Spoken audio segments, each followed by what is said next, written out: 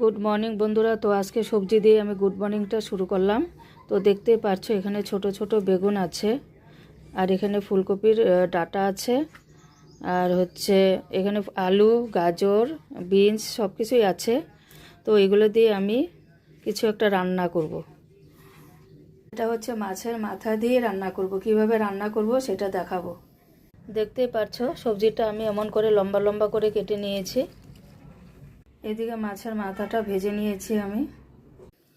এদিকে তেলে তেজপাতা দিয়ে দিলাম, তারপরে দিয়ে দিব পাঁচফোড়ন। কেন সব রকমের সবজি আছে তো পাঁচফোড়নটা দিলে ভালো লাগে, কেন গন্ধটা সুন্দর হয়। তোমরা খেয়ে দেখো। দিয়ে দেবো পেঁয়াজ,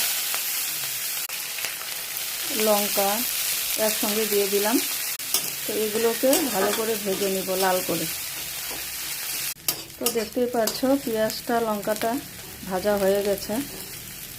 তো এখানে দিয়ে দেবো লবণ, এখানে দেবো হলুদ, আর দেবো ধনের গুঁড়ো। তো এগুলোকে একসঙ্গে আবার কষিয়ে নেবো একটু জল দিয়ে মশলাটা। তো একটু জল দিয়ে দিলাম এখানে। তো এদিকে আমি লঙ্কার গুঁড়ো একটু দিয়ে দিলাম কালারের জন্য। তো এদিকে মশলাটা আমার কষানো হয়ে গেছে। মাছের মাথাটা দিয়ে একটু কষাবো।